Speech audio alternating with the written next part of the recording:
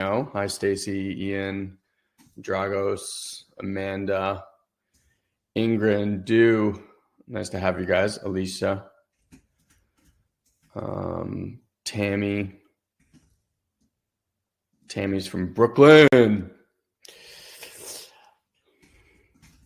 Alexandra Lobo. I think that's maybe a new name. I don't know. If you guys are new here, just let us know. We'll give you an extra special hi. And yeah, we do this Tuesday tune-ups every Tuesday, hence the name. It'd be weird if it was called Wednesday tune-ups and we did it on a Tuesday. Just to fuck with y'all. I don't think I should let you do the intro anymore. Just to fuck with y'all. It's really just a waste of time. Yeah, we're excited. These are awesome opportunities for you guys to obviously get to know Guy and I a little bit. B, we get to have different conversations here that we don't have in other places. I think it's aside from the fact that it's a good, little tune-up in the middle of the week. I think for a lot of people who aren't in our programs yet or don't really know what it is that we offer and what we do, I think it gives you guys a good understanding and a good chance to be with us. And then for those who are ready, obviously, to move forward, there's all sorts of avenues for you guys to participate with us. What I would recommend highly, highly, highly right now is if you have not gotten yourself a ticket to our upcoming live event, which is in 2 weeks, basically, January 20th and 21st. If you have not gotten yourself a ticket, definitely go and do that immediately. It's one of the best ways to dive into this work.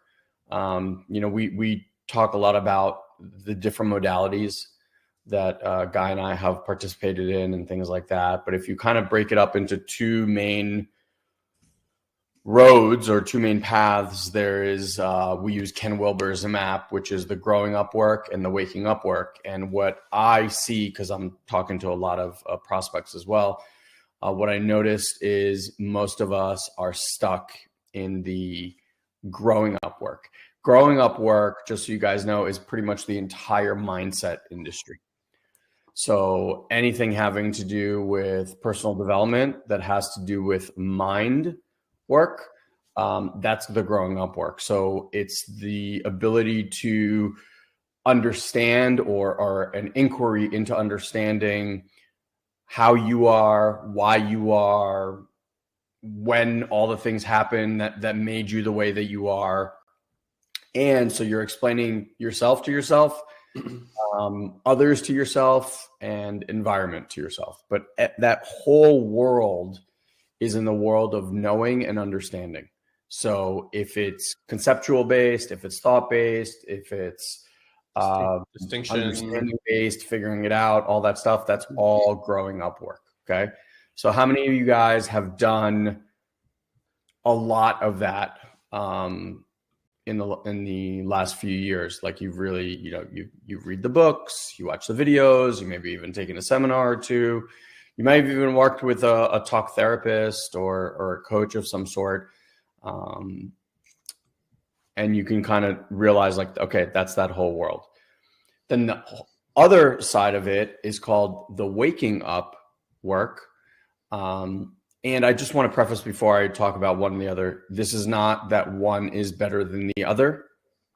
They're just two paths that one needs to become a whole and complete human. Like you cannot do it just with the growing up work, and you cannot do it just with the waking up work. You really actually need both. However, in Western culture, people tend to only do growing up work, primarily because we live in a mind-based culture. So we like to get information in the way that we feel comfortable getting information, which is through thoughts, ideas, concepts, words. The waking up work has none of that. The waking up work is a felt sense work. It's sensorial in nature. So like you're sensing different sensations and vibrations within the body. And so in a moment of trauma, just so you guys understand, when any of us had trauma, whether big T trauma, physical, sexual, emotional, mental abuse, or little T trauma, which is, misattunements by your parents or guardians, also creates trauma. In that moment, a little part of you gets trapped in time. And it gets trapped in time in the body. And what happens is these parts activate through certain impulses in our environment. And when they activate, it immediately sends all this energy into your mind because your mind is trying to figure out how to make that thing stop. Reactive energy. And so when people are doing growing up work, what you're dealing with is the aftermath, the byproduct of that shift or that discomfort in the body. And so when we do growing up work, the reason a lot of us get to this end of the road where you feel stuck, like, how do I keep doing this? Or why did this keep showing up? Or why are my relationships still the same? Or why is my health still the same? It's because you're literally dealing with like pruning the fruits off of the tree, that it doesn't matter what you do, that's the tree, right? You're not actually dealing with the root cause. And that's why things keep happening over and over again. So when you bring the waking work to it, you're actually beginning to learn a new set of skills, a new language, if you will, one that does not have to do with words. It's a purely sensorial experience. And this is why your mind has no access to what's happening in here. So the live event is our opportunity to bridge those two worlds for you, for most of you, probably for the first time ever. And so if you have been someone who has done a lot of growing up work and you have not done the waking up work, again, my highest recommendation is go grab yourself a ticket and come and sit at one of these events so you can get off of this hamster wheel that you're on of chasing more information and the newest concept, even though there aren't new concepts because it's the same regurgitated shit in that world over and over and over and over. But this person calls it this pretty name, so it makes it sound very exciting. And you're like, oh my God, that's the thing that I've been missing, even though it's exactly like the other thing. So if you really want to get off that hamster wheel, it's an absolutely incredible bang for your buck, transformative experience, unlike anything that you've ever seen or witnessed before. So that's my not so shameless plug. Shameless plug. Shameless plug.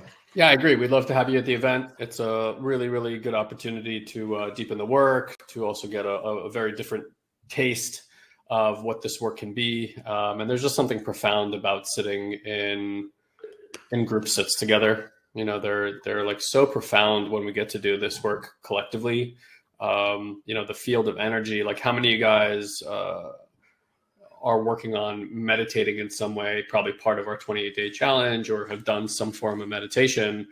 I know when Elon and I first started working with mystery schools and schools of energetics and healing, sitting in a group of people with a common intention for healing and learning immediately gave access to certain experiences in meditation that, generally speaking, are either very difficult to get into or take a long time to get into. And when you're in a group field, you can find these states much, much, much faster.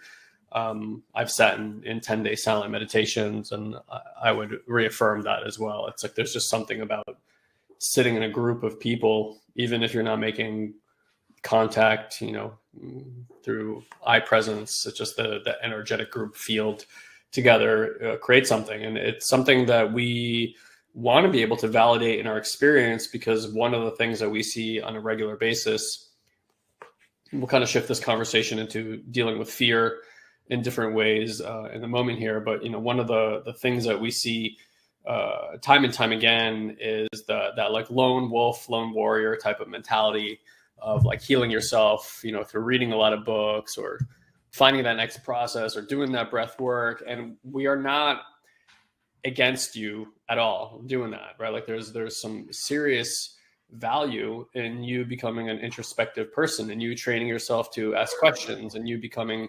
inquisitive, right? Like you're not going to get anywhere unless you begin to ask questions. That's the reality. If you are not in a state of inquiry and your system is set up in a really stubborn way, which I would say in my experience, and again, this is just an opinion, is kind of part of the course for most people. It's like, I know what I know, and that's what I know. It doesn't necessarily work for them, but looking at the edges of going beyond that, can oftentimes be, a bit more challenging than we had anticipated. And so that's the whole point of being in a group. It enables for inclusion. It enables us to support each other. And we're of the utmost belief that you should not be doing healing work, transformational work on your own. If you want sustainable, predictable transformation, do inside of a community. Yes. Everything done well in humanity is done together. What's that old saying? You want to travel fast, travel alone. You want to travel far, travel with people, right? Travel in a community. And that's the thing here. We all want the fast, quick fix. Hey, transform everything by tomorrow. Yeah. I mean, can you have insights that like blow your mind? No doubt. Can you have like incredible experiences that radically shift you in that moment? Absolutely. Are those going to stay and linger forever? No chance. Our world, our universe is temporal. Everything is phasing in and out of reality. Today's grand experience because tomorrow is like sadness and depression. It's just kind of how it goes. And so it's like, there's something really special. I mean, especially for those of you guys who've been around the community for a long time, like, the value. It's like beyond just the relationships that you bond here over with people because you're going through extremely deep experiences together, vulnerable experiences together. It's that ability to have, a challenging day, that ability to fall out of alignment and then reach out to a community and know for certain that people are going to be there to support you, hold you in these difficult moments. And here's the reality: those difficult moments, emotionally, energetically, mentally, are absolutely your biggest experience, your biggest opportunities for transformation. Absolutely, every single time. Now, most people, though, right, the first thing we feel when we're not feeling our best is kind of like shame or guilt, or we withdraw or we avoid. Can you just mute up while you're doing that? And so, yeah, like, again, when you have a community around you, you have the practices, you have the principles, you have the exercises, you have the philosophies, and you really know it's like, okay, this is where I'm at. What's the work I get to do to move myself through this, not around this, not avoid this?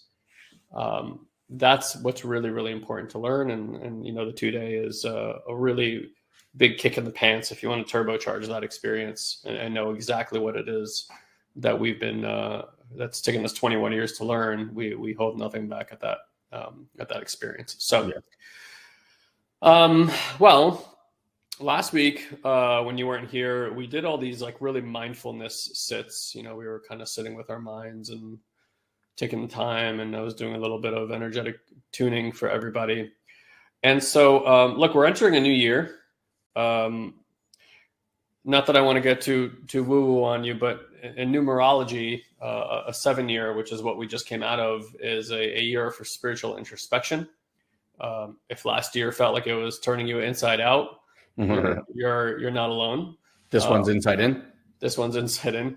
This is number 8. Usually, actually has to do with finance and money. I wouldn't be surprised if you see, economies all over the world pumping like crazy. We're already seeing, cryptocurrency and the stock markets rally pretty hard after almost 2 years off. And that's what happens in 8 years. So, and not 8 years, like on years that are 8. So if you're wondering what that means, it means that you take the 2024 and you add the 2 and the 4 together, and that adds up to an 8. And that means in numerology, it's an 8 year. So 8 is often associated with wealth, with money. So it's a really good year to focus on money, to focus on wealth. If that feels selfish to you, then you got some work to do. That like wealth can mean a lot of different things to a lot of different people. Something I've kind of learned more recently is that my definition for wealth used to be like a certain number in the bank account. Now it's is the support arrive when I need it? If I'm in a difficult situation or I need some guidance, like there's a thing that I need get provided for me. And as I kind of like zoomed out on my life, because I've been upset, like many of you guys, at the bottom line number in my bank account off and on for a number of years. When I zoom out, I recognize that every time I needed it, truly support did arrive. Like I couldn't think of a single situation where that hadn't happened yet. And something in my little human brain said, you need to pay attention to that. You need to understand that's a version of wealth that very few people are attuning to. And I said, oh, that's really lovely. Thank you. And I started having all these like moments of gratitude because, for me, I have dealt with a lot of fear and anger throughout my entire life. That's just been kind of the underpinnings of my nervous system and stuff that I felt like I needed to overcome for a really long time. And I don't really feel that way anymore. A lot of that is due to this work. Some of it is due to plant medicines and other things that I continuously try. I just came out of a 4-day neurofeedback training, which they stick all these electrodes on your head. And I won't explain too much of the process, but essentially it's a machine that reads your output of your brain and then plays back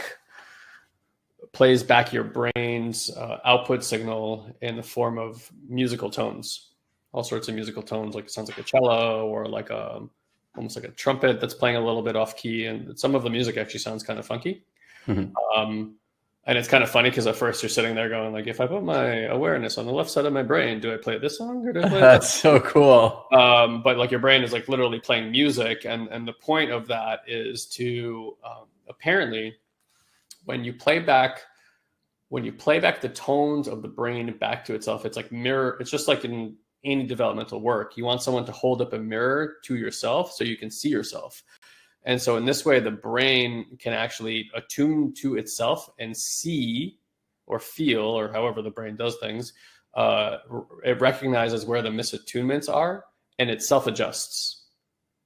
So it's kind of interesting when you think about this, because it's even like your brain is not even aware of what it's generating. And so they devised this thing that allows for your brain to basically sense itself in a certain way. And then it auto corrects. That's basically what happens. So it's not about setting intentions. It's not about anything like that. But suffice it to say, I've seen our teacher, our healer, who was dealing with a really, really intense autoimmune disease, who he, for 3 or 4 years, it was eating away at him. Basically, he looked terminal about a year and a half ago, like very scary. Had lost about 60 or 70 pounds. He's not a person that can lose that much weight. And then I saw him do this therapy and it pretty much relieved it overnight. So that also tells you a little bit about our understanding of autoimmune diseases and probably many diseases. Because I remember when I sat in a 10-day silent meditation, and one of the very clear things to me at that time in doing that work was that the nature of most disease is psychosomatic in nature. My estimation was around 95% of all problems are psychosomatic in nature. If you're unfamiliar with that terminology, it means the brain is creating the disease. And what that tells you is that none of us want to be stuck in disease, right? Certainly, none of us want to be stuck in loops of fear or loops of anger. These are not pleasant experiences by any stretch of the imagination. Having said that, though, we need to also come to understanding that they all have extraordinary amount of value. Extraordinary amount of value. I was... and bro, you would be interested in this too. I was listening to a podcast with Lex Friedman, who I find to be a really boring interviewer because he's so monotone. He's like me, he's super monotone. But he's interviewed Elon Musk now 4 times. And I thought Joe Rogan does good interviews with Elon. With Lex, it's way better. Way, way better. Because they're clearly friends. And so the nature of their conversation is less about Elon and what he thinks about his Cybertruck and, you know, shooting a bow and arrow at it, but more like really deep philosophy about like why humans war or why it's important for us to become multi-planetary species and stuff like that.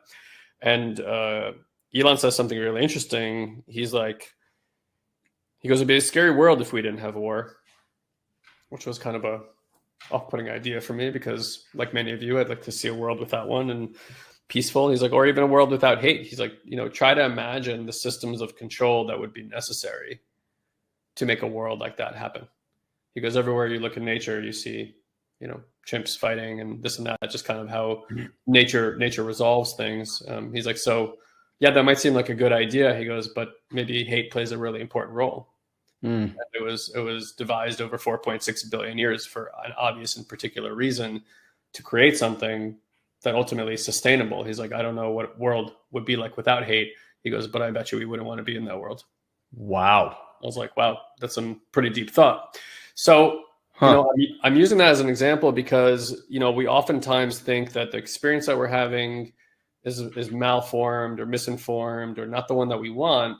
But if we really do take a step back and appreciate that, you know, our planet's about 4.6 billion years, humanity's been here, you know, a drop in the pan, you know, barely a sizzle in that timeline. Sizzle. And yet all these emotional, mental tools have been given to us as a form of sustaining our evolution, of sustaining a species. Would it be better for us to begin to value these different aspects of humanity within ourselves, these different ways that we think, these different things that we get stuck in, and understand they are all very, very, very important parts of us? Yeah. Right. And so our work, and this is why I'm using this kind of framework here, our work and what we do at Intuitive Mind, what we do in L2 and L3 is really learning that, hey, what's arising is what is arising. Right. You may not like what's arising. And that's really why you're stuck. There is no problem with the arising. The nature of reality is that it unfolds. The nature of reality, you know, the phenomenology is that it emerges seemingly out of nowhere. Same as your thoughts. You cannot track back where a thought emerges from. It wasn't, and then it is. And then it disappears. And then there's another one, and it just emerges. And that's what we sat here and last week and did an investigation on and noticed, right, hopefully, if you were here, that the nature of thought is that it is just arising, but we are not the thoughts that are arising. We are the witness of the arising. And so that can be taken out in all directions. You know, what's sitting behind your mind, what's sitting behind your personality is this infinite, unlimited, expansive, nearly unknowable witness. This awareness that just sits there and observes. Right. If we could say, you know, from my point of view, if we could say God is anything, God is that which observes, you know, into the multi-dimensions and brings the formless into form.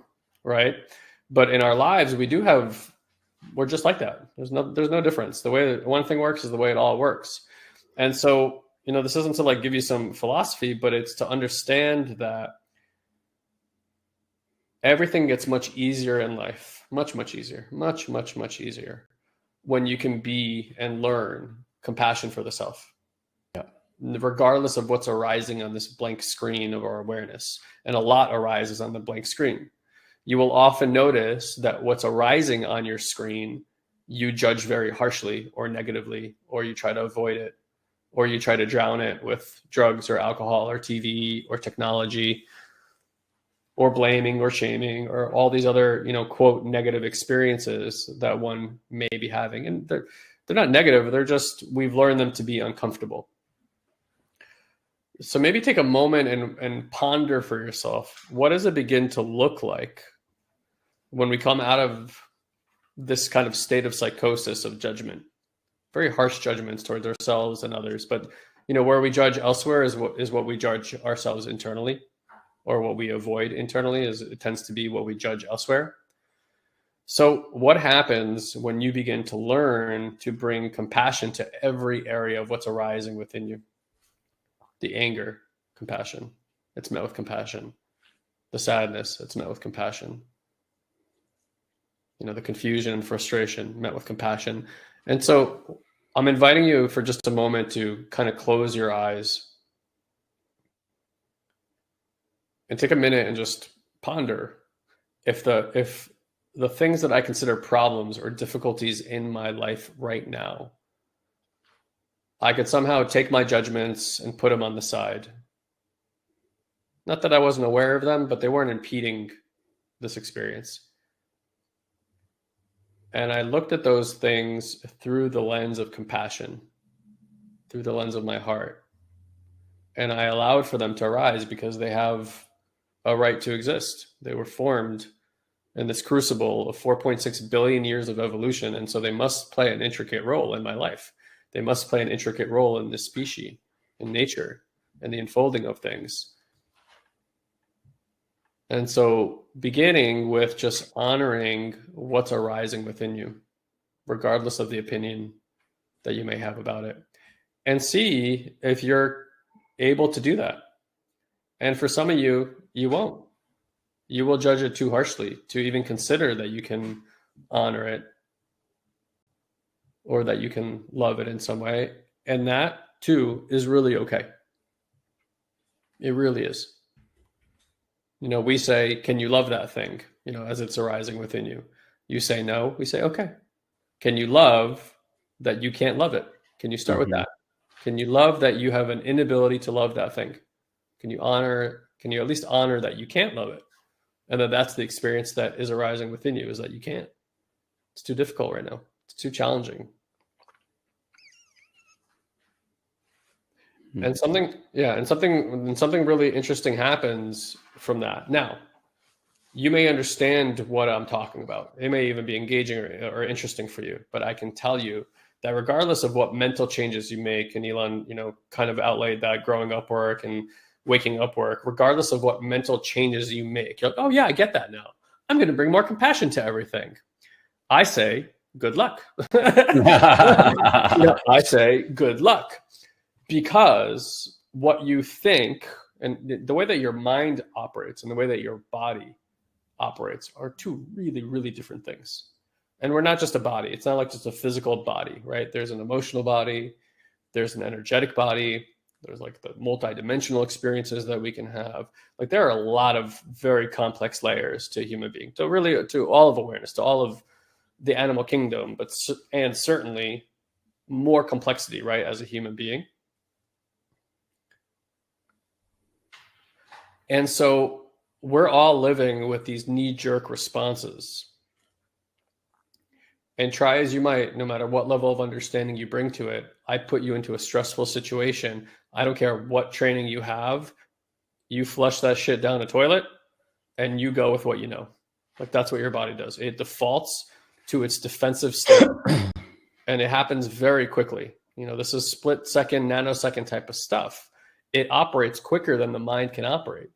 Sometimes you're turned into a rage monster and there's a little party that goes, please stop. I don't want to do this anymore. You already know that it's going to hurt your relationships or hurt you in some way or hurt somebody else. Tell me that you can stop yourself from doing that. Oftentimes it just keeps going. And then later when you come off of the high of it, you recognize like, oh, fuck, I could have done better. I should have done better. And you don't. And so we want to recognize that there is something happening, like the animalistic part of ourselves, the reptilian brain, call it whatever you want to call it, the early human, right? That aspect of you that hasn't grown up yet, that is still living in that primal fear that acts in a nanosecond response. And guess what? It has to. We've all had that moment where we're about to fall down the stairs, and your body just catches you. And you're like, what the hell just happened there? Like, how did my leg end up over there? My arm over there? It's so fast, right? Instant. less than the blink of an eye, or you catch something that's about to fall down and you're like, oh my God, look what I did. You didn't do that. A part of you did that. A part of your biology did that responds so quickly to threat that it seems nearly magical when it happens, because the mind doesn't work at that speed. And so that's what's underneath that we're all really dealing with, is these nervous system, call it twitches or whatever you want to call it, right? That are responding from being afraid. They're stuck in loops of fear. And that, that's why I went to go do that neurofeedback therapy, because I recognize that. I know there is stuff that I will never remember that happened to me. It's in my limbic system. It's in my hippocampus, right? Earliest memories, hippocampus. These can be both it's like the way your body learned to respond to its environment when you first got here. I don't care how many therapists you get. Go get the best therapist in the world. Can't touch the hippocampus. No chance. Right? So there's no amount of learning that you can do to have that go away. Can you become a better manager? Absolutely. Can you become more aware and notice it as it's happening? No doubt. But what are the practices that each of us get to do to slowly unwind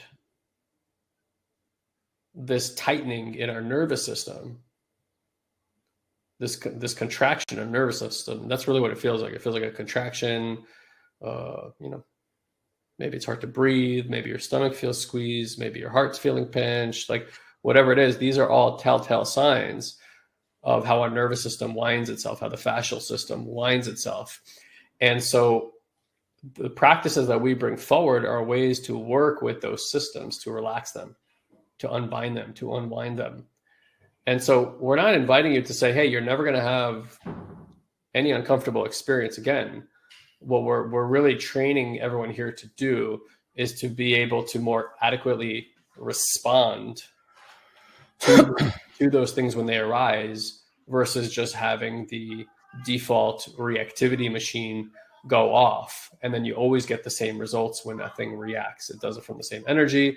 It does the same actions. And you guys kind of know how it goes. When you have that argument with your spouse or significant other, you know exactly how it's going to go. You know how they pulled you in, or you pulled them into it, or how that argument with your kids is going to go, or mom and dad is going to go. It's the same fucking pattern over and over again. And you got to ask yourself, where is that pattern coming from? I don't want that relationship with them.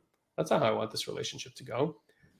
And so that's why these practices are so important, because what we really want to do in the face of fear, stress, anxiety is we want to give ourselves an opportunity to train and entrain our body to feel safe with whatever experience that it's having, so it doesn't feel that it needs to have that knee-jerk response to things when the threat is not even actually happening.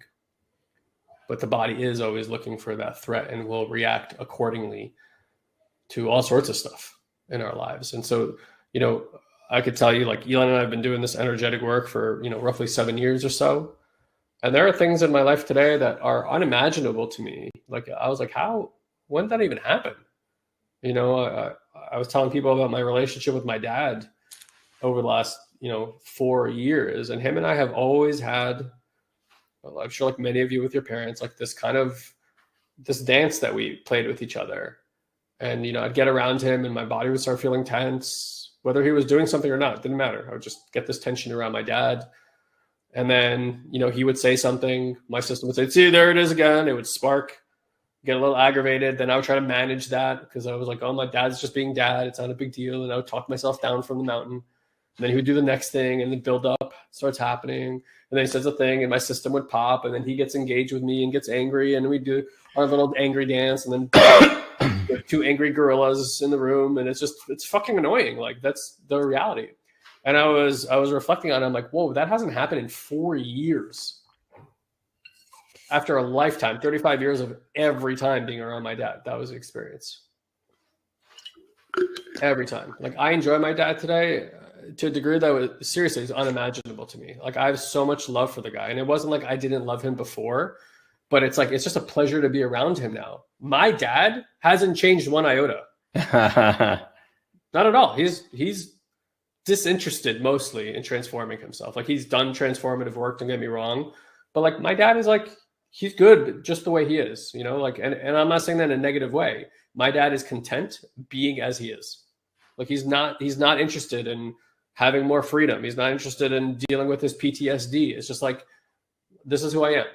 It's a kind of like a take it or leave it with my dad. And he's, God bless him. Like he's like one of the few people I know that sits within himself, even if it creates negative results for him. But he's like, that's who I am. Like, fuck it.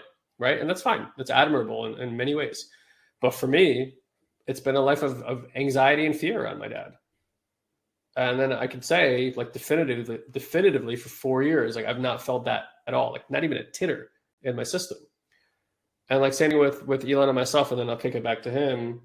You know, like, we love each other. Elon and I are what Elon and I have always had very similar interests in life, like doing thumbs down on video cameras. But, you know, we've always had a lot of interests, the same interests in life, but Elon and I have really different systems. I mean, like really, really different systems.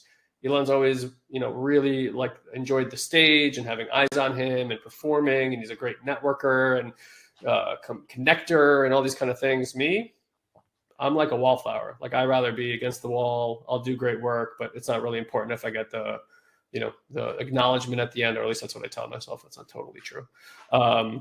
But, you know, every like 3 to 6 months, again, tension would build in some area of our lives, and we kind of had this blowout, and the conversations would usually end with one or both of us hanging up and some not nice words spoken at the end that rhyme with shmup you. And then we'd have this like feeling, but we had done enough work to know that we would always come back and like resolve whatever that was. Like, we would communicate and clean that up. We'd use like nonviolent communication. We would take responsibility and we'd clean it up. So I never had a doubt that our relationship would maintain and be well, you know, like we'd have a good relationship. But I can't tell you that those were enjoyable moments, or that him and I were like, yay, we knocked it out the park with that one. You know, like these were like moments of seriously big tension and like fear, right? And I don't know how long it's been now. I want to say 6 years. I honestly don't even remember. Maybe close to 7 years. It never happens anymore, ever. And to me, like, I mean, besides the relief of that, those are like definitive things. And there's many of those like kind of nervous system tics that I've had over the years that have just kind of disappeared. And again, not because I actively was working on my relationship with Elon, or actively working on my relationship with my dad, or actively working on my finances. Because what I've realized, again, more recently, it's all one thing.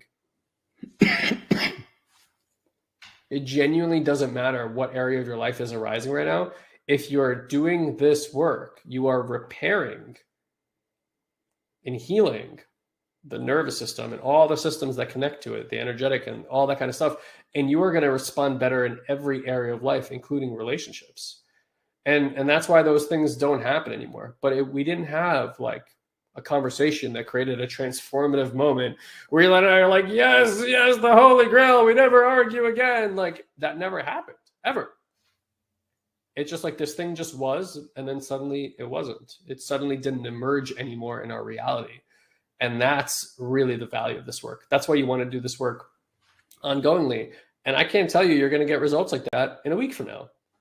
You know, a lot of this stuff I'm talking about took years to work on.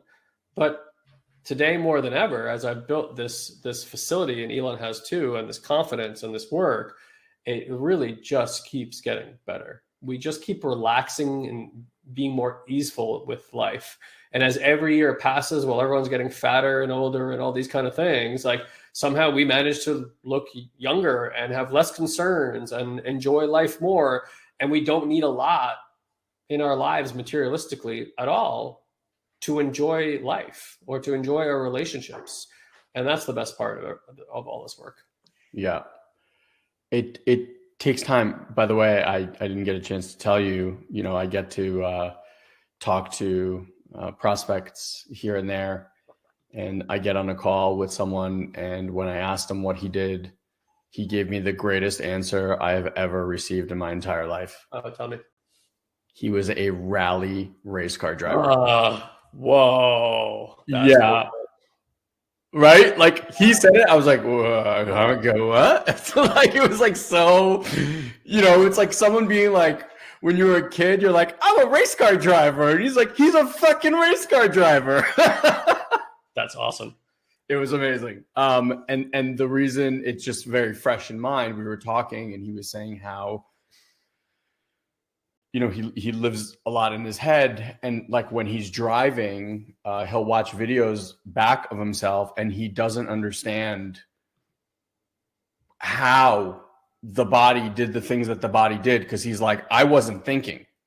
And I was like, that's exactly right. It's that. And so when we were talking and I was saying, you know, like for him to learn that skill set, and for anyone that knows or doesn't know what rally driving is, they drive cars incredibly fast at like 10 tenths on gravel, dirt, snow, just sliding this. It's the most amazing thing. It's like this car dance with the environment. It's beautiful.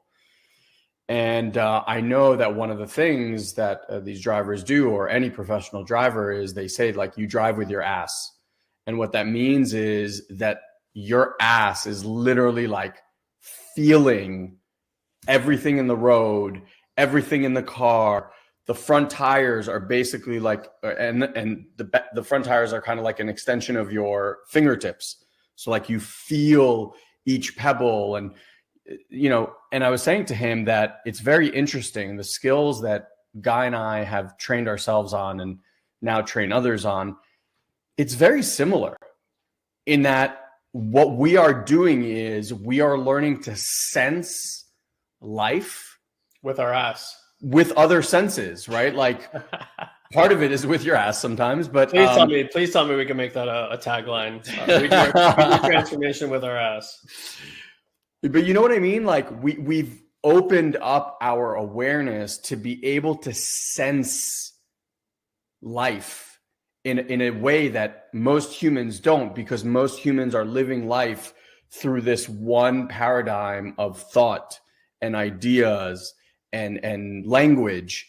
And you and I have gone way below that. So when you talk about, you know, our relationship and things like that, for years, I mean, for a decade and a half, you and I had all the tools necessary not to have those experiences.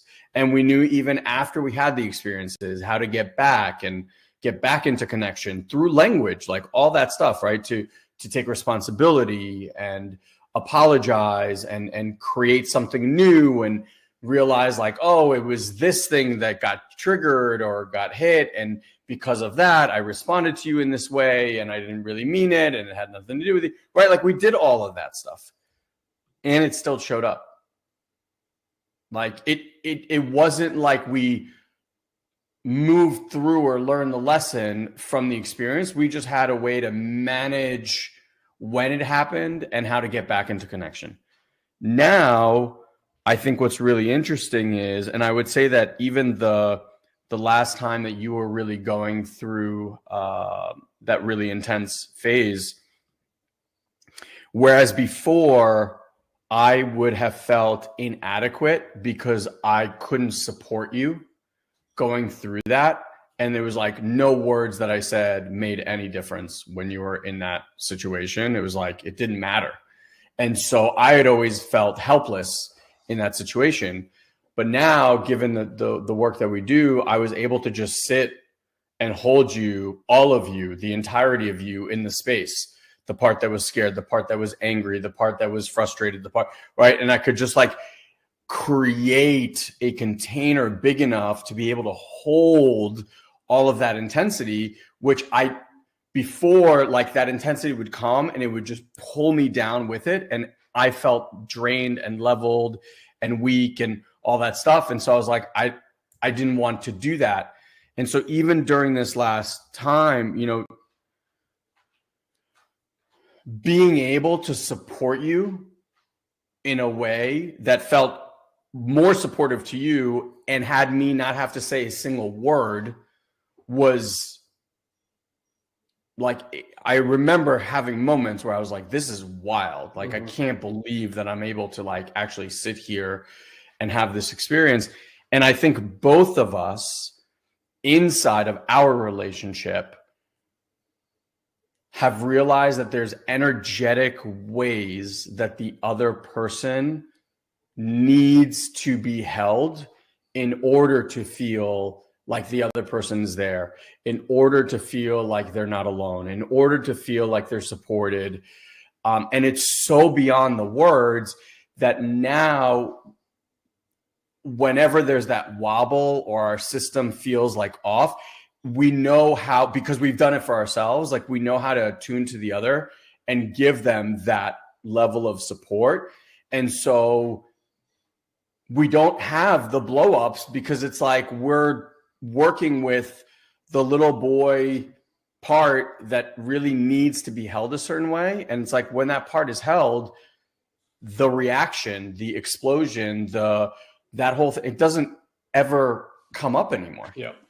And that's something that like there's no program for, you know, like no one sat Guy and I and was like, do you notice when Guy experiences this, do you notice the shift? No, like it's not how this works. It is just the more work we have done on our internal system. And the Guy was saying before, like compassion for all the parts, right? So it's like when you sit and this thing is arising and you can create higher and higher levels of compassion to be able to hold the entirety of you, the entirety of the experience, etc. You have now up-leveled your ability to be with something. And then so when another person is having a similar experience, you already know how to hold them by the virtue that you've already given that to yourself. That's right. And so that's why we keep deepening our work day in, day out, meditations, minis, sessions with our coach, giving sessions to clients. Like it's constantly evolving and we're constantly expanding our ability to hold this container greater and greater, which is why, by the way, Andrea was saying like, I don't even know what number event this is, but I'm so excited to be there. The events are ever evolving because Guy and I are ever evolving. This community is ever evolving. And that's why like people keep coming back and sitting in the seat,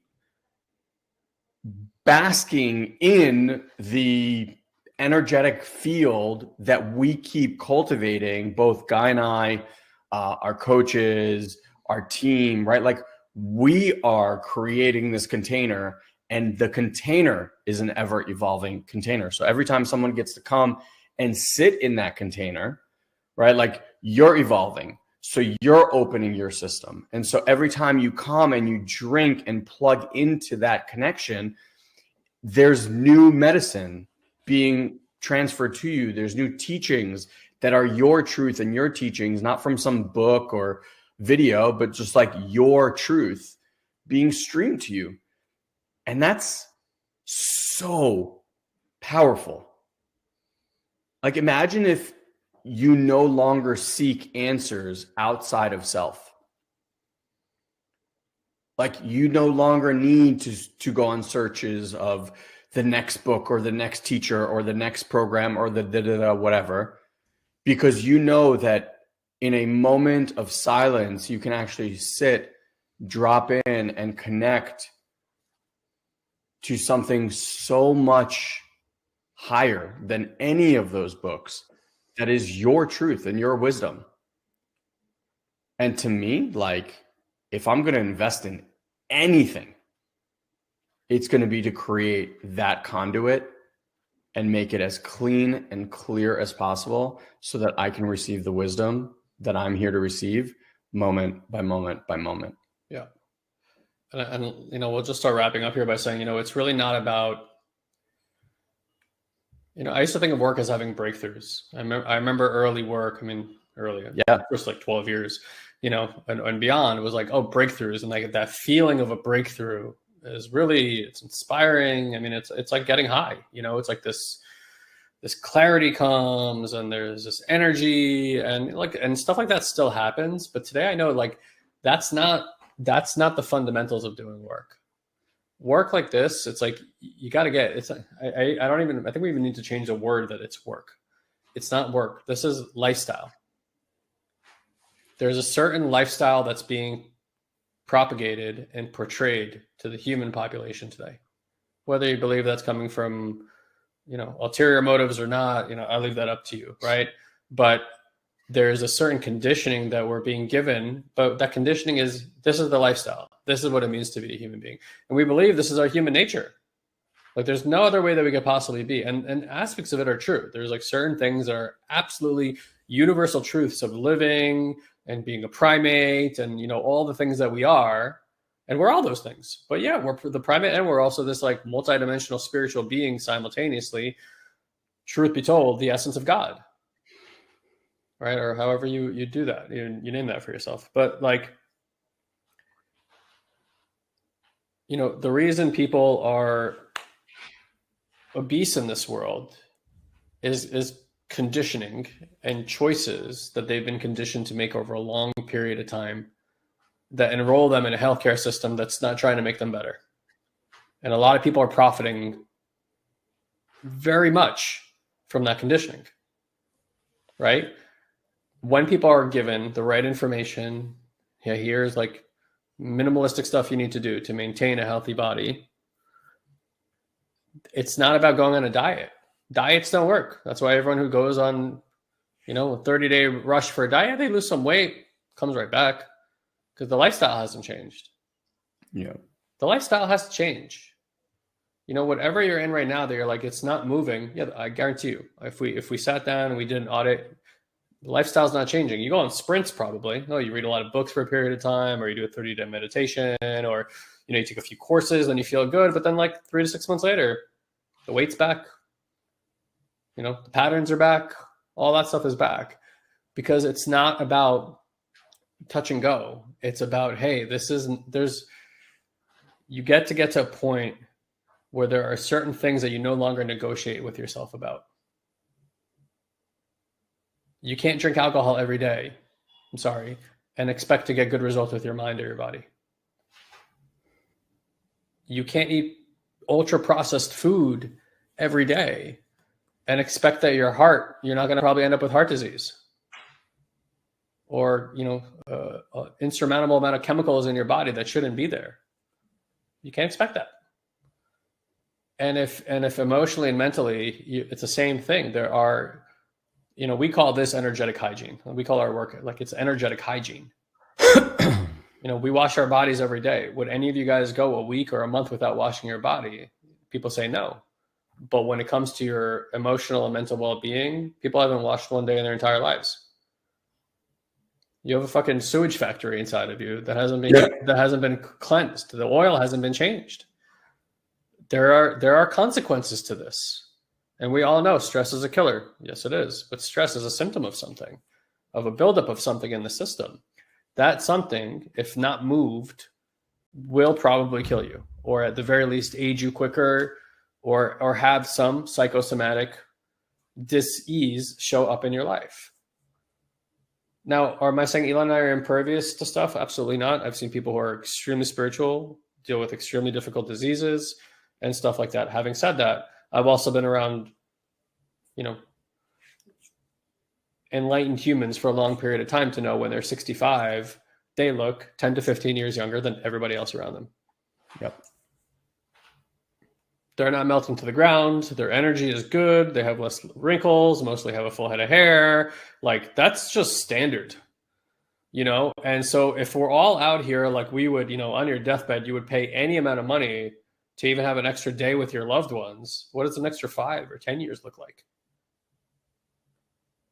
And so wherever you are in your life, it's not about making yourself wrong for whatever life or lifestyle you're currently living, but there is a price to be paid. For all the things that we do. There are things I've done in my youth that I am paying the price for today, or maybe pay for them in the future. That was done out of negligence. It was done out of scarcity and fear and anxiety and trying to manage a lot of parts of me that I didn't quite know how to work with. I'm hoping that it's true that what we've discovered about the brain and we're discovering about liver and other organs is that everything renews itself given the opportunity to do that. But when you keep putting junk into the system or junk into your mind or junk into your emotions or energy field, you can expect that your system does not have the capacity to move it through or move it out unless you give that system a break. And so this work is the same thing.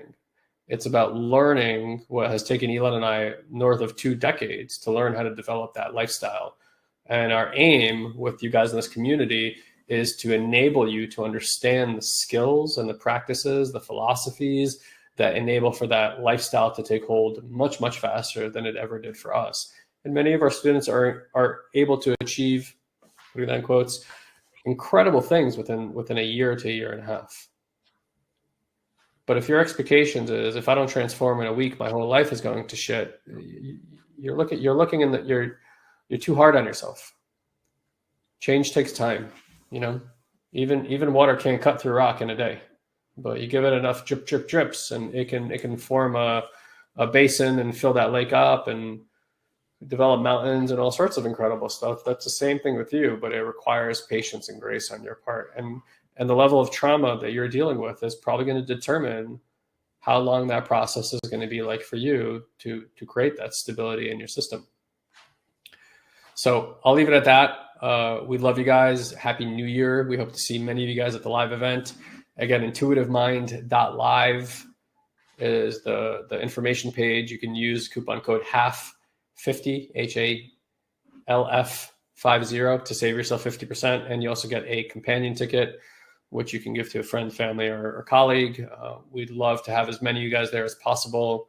We have some pretty lofty goals this past year. It's pretty exciting. Our community grew by over 2,000 people in the last 6 months of last year. We have a lofty goal of getting to 10,000 more this year. We have some really incredible people around this community. And so, keep coming back, keep plugging in, keep coming to live events. If you're interested in coming into L2 or L3 programs and you're not there yet and you want to have a conversation with Elon about that, you can go to soulsandseekers.com/Elon. And there is a $111 deposit to be made there to have 30 minutes of his time. He can give you some coaching. And generally speaking, our coaching is thousands of dollars for our time. So it's a really, really good deal. And he can also walk you through what it looks like to work with us long term. And if you are heeding what I'm saying today about creating a lifestyle, then you get to, whether it's us or somebody else, work with somebody for at least a year, I would say, in order to create the new habits that are absolutely necessary to invigorate that new lifestyle. You need someone by your side. You need accountability. You need support. Like, you will fall off every agreement you've ever made with yourself, no matter how good, given your own devices. So work with people, work in a community, work with support. All that has been built here. We've spent years building out these support systems. They're all here waiting for you when you're ready. Okay. If you need any of the information of anything I just said and you can't remember it, or you're watching this on replay, you can always email support@satoriprime.com and ask any questions about the event or how to contact Elon or anything else that we can support you with. Okay. Happy New Year, everybody. We'll see you next week. I'm ready. Bye-bye.